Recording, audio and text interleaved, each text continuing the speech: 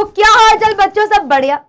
बेटा सीयूईटी का दूसरा दिन था और हम लोग देखने जा रहे हैं सबसे ज्यादा इंपॉर्टेंट चैप्टर प्लस सबसे ज्यादा इंपॉर्टेंट टॉपिक्स जिनको बिल्कुल छोड़ के नहीं जाना है। इनसे तो क्वेश्चन आ ही आ रहे हैं। ये जब टॉपिक्स हो जाए तब दूसरे टॉपिक्स को उठाना, ठीक है। तो बिना देरी किए बेटा शुरू करते हैं। पहला चैप्टर ह्यूमन रिप्रोडक्शन। अभी तक जितने भी बच्चों से बेटा मेरी बात हुई उन्होंने यही कहा मैम ह्यूमन रिप्रोडक्शन जो कि आपने बताया था उससे सबसे ज्यादा क्वेश्चन आ रहे हैं या फिर जेनेटिक्स से। तो सीक्वेंस भी यही रखना और टॉपिक भी सबसे पहले यही रखना। तो पहला चैप्टर रहेगा आप लोगों का ह्यूमन रिप्रोडक्शन और उसमें टॉपिक्स कौन कौन से कवर करने हैं। सबसे पहले गैमेटोजेनेसिस में स्पर्मेटोजेनेसिस, oogenesis। उसके अलावा अगर तुम लोगों को कोई रिवाइज करना ही है पार्चुरेशन, लैक्टेशन या फिर वो hormones that plays an important role during pregnancy effectively, ठीक है, वो वाली चीजें बिल्कुल नहीं भूलनी। ये हार्मोन से रिलेटेड चीजें भी रिवाइज करके जाना प्लीज। अगर ये हो जाए ना इस टॉपिक से, ये वाले चैप्टर के ये वाला टॉपिक हो जाए तब जाके थोड़ा देख लेना थोड़ा बहुत मोरुला और आपका ब्लास्टुला वाला जो है, ठीक है, और मेंस्ट्रुअल साइकिल वगैरह तब देखना।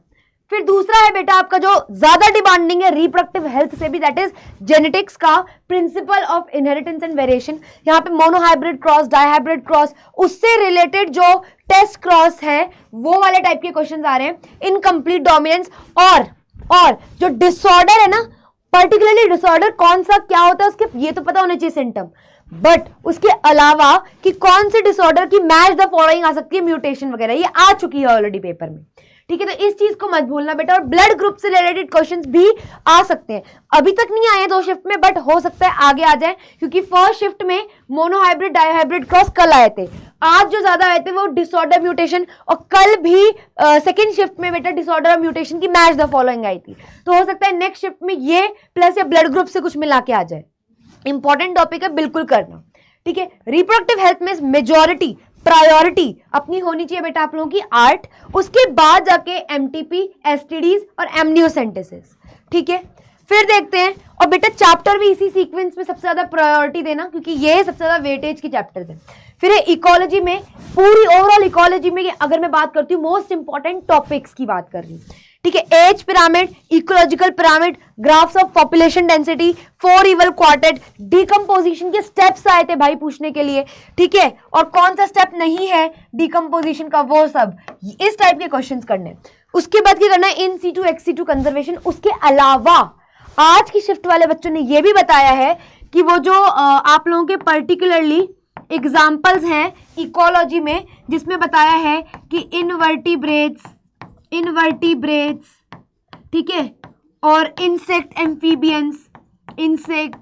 एम्फीबियंस वाले वो जो पर्टिकुलरली ग्राफ गिवन है ना बेटा सर्कुलर फॉर्म में, है ना, पाई चार्ट में जो उसके ग्राफ है उसकी जो न्यूमेरिकल वैल्यू है, ठीक है, कि कौन ज्यादा है कौन कम है, वो चीजें भी देख के जाना। आज वाले पेपर में ग्राफ से रिलेटेड क्वेश्चंस आए थे, ठीक है। उसके अलावा अब देखो माइक्रोब्स इन ह्यूमन वेलफेयर में अभी तक 2 दिन में ये टॉपिक सबसे ज्यादा रिवाइज हुआ है या फिर रिपीट हुआ है कहूंगी मैं। एक तो बायोएक्टिव एजेंट, ये सबसे ज्यादा हुआ है, ठीक है। बायोएक्टिव एजेंट एंजाइम जिसमें ये है ना कि कौन सा जूस किससे मैच करना है वाला, वो वाला, ठीक है। सीवेज ट्रीटमेंट के स्टेप्स आए अभी तक बायोगैस आ रखा है, हो सकता है आने वाले एग्जाम्स में आप लोगों का सीवेज ट्रीटमेंट के स्टेप्स आ जाए या फिर नॉर्मल आ जाए कि फ्लॉक्स क्या है। तो भाई सीवेज ट्रीटमेंट पढ़ के जाना बेटा, ठीक है, ये पढ़ के जाना आप लोगों का बायोगैस प्रोडक्शन और बायोएक्टिव एजेंट्स, एंजाइम एक्सेट्रा। ये टॉपिक जब हो जाए तब अदर टॉपिक्स इस चैप्टर के टच करना।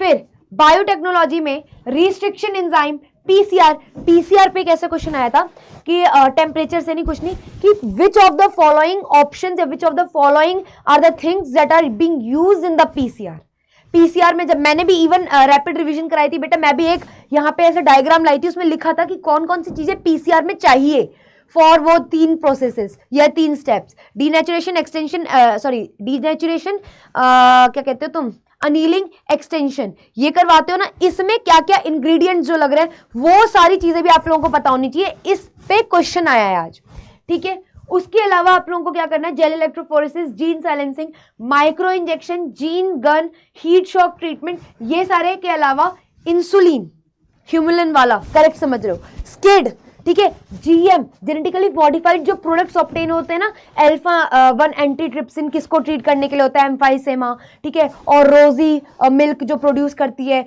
जीएमओ प्रोडक्ट से रिलेटेड जो चीजें हैं वो भी रिवाइज करके जाना, मैच द फॉलोइंग या फंक्शन में आ सकता है, ठीक है। बायोपायरेसी, बायोपेटेंसी, इनकी डिफाइंस पता होनी चाहिए तुम लोगों को। उसके अलावा आ जाओ ह्यूमन हेल्थ एंड डिजीज में, मेन ये पता होना चाहिए कौन सा पैथोजन कौन सा डिजीज करता है, उसका मेन सिम्टम क्या है, एंटीबॉडी का बेसिक स्ट्रक्चर और उनके फंक्शंस, ठीक है, लाइफ साइकिल प्लाज्मोडियम की, ठीक है, और मेन है आपका एड्स किस तरीके से इफेक्ट करता है। सबसे प्रायोरिटी पे अगर मैं इसमें भी कहूं आप लोगों को, ये वाला सबसे प्रायोरिटी पे रखना है, पैथोजन डिजीज वाला, इसके आने के चांसेस ज्यादा है। बट हाँ, अगेन मैं कहूंगी ये वाली चीजें छोड़ के मत जाना पेपर में, ठीक है।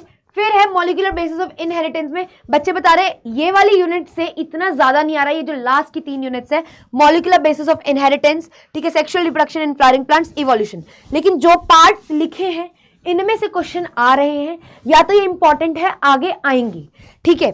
डीएनए फिंगरप्रिंटिंग के भाई स्टेप्स आ सकते हैं, बिकॉज अर्लियर 2 शिफ्ट्स में देखा गया है oogenesis, spermatogenesis, पीसीआर, इनके स्टेप्स आ रहे हैं। डीएनए फिंगरप्रिंटिंग एक ऐसा टॉपिक है बेटा जिसके स्टेप्स आना बहुत कॉमन है, वो आ सकता है, ठीक है। उसके अलावा यार ट्रांसक्रिप्शन फैक्टर वगैरह पता होना चाहिए, लैक ऑपेरॉन वगैरह का थोड़ा सा आइडिया होना चाहिए आप लोगों को, और सारे जितने भी उसमें एक्सपेरिमेंट है ना, किसने क्या चीज डिस्कवर की और क्या यूज किया था उसमें, ठीक है, वो चीजें थोड़ी पता होनी चाहिए, जैसे ग्रिफिथ एक्सपेरिमेंट, ट्रांसफॉर्मिंग प्रिंसिपल, ठीक है, मेसेल्सन एंड स्टॉल एक्सपेरिमेंट, ठीक है, मार्था चेज एक्सपेरिमेंट, इनकी चीजें पता होनी चाहिए कि किसने सेमी कंजर्वेटिव चीजें बताई थी, किसने क्या यूज किया था। ये वाला साइंटिस्ट नेम इस वाली यूनिट से बेटा थोड़े से इंपॉर्टेंट है, ठीक है, तो रिवाइज करके जाना।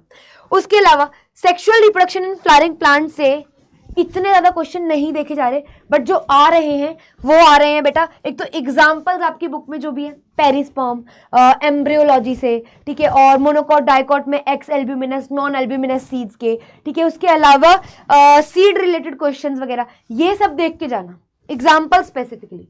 और अगर थोड़ा पढ़ना ही है तो मेल एंड फीमेल गेमिटोफाइट के स्ट्रक्चर एंड उनसे रिलेटेड चीजें पढ़ के जाना, that is pollen grain and embryo sac, ठीक है।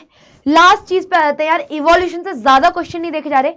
कल जो पेपर हुआ था दैट इज 13th को बेटा, उसमें तो इवोल्यूशन से ज्यादा क्वेश्चन ही नहीं आए थे दोनों शिफ्ट में।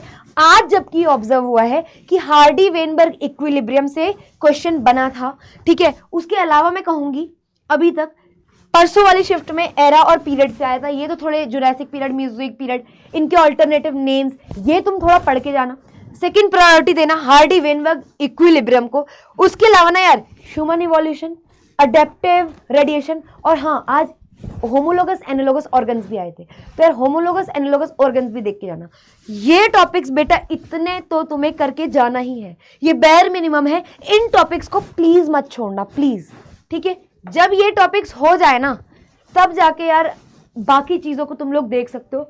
और बेटा जैसा भी आप लोगों का पेपर जा रहा है, पेपर के बाद प्लीज मेरे को इस आईडी पे nisha.mandral@247.com बेटा इस पे जरूर रिप्लाई करना और बताना आप लोगों का एग्जाम कैसा गया, ठीक है। बाकी अपने जूनियर्स को बताना कि किस तरीके से आप लोग बायोलॉजी वगैरह पढ़ सकते हो, कहाँ से आपको गाइडेंस मिली थी या मिल सकती है अच्छी, ठीक है। और बढ़िया बेटा, ऑल द बेस्ट। नेगेटिव मत फील करना, क्योंकि जहाँ ये माइंडसेट है ना, तुम लोग नेगेटिव सोचोगे नेगेटिव होगा। टेंशन लेके मत जाओ, पानी की बोतल लेके जाओ, ठीक है, आराम से चिल दिमाग से पेपर करो, हबड़ा दबड़ी में मत रहना। तुम लोगों को आता है, ठीक है, जस्ट शांत दिमाग की जरूरत है आप लोगों को। ऑल द बेस्ट, ये टॉपिक जरूर करके जाना बेटा। Bye bye.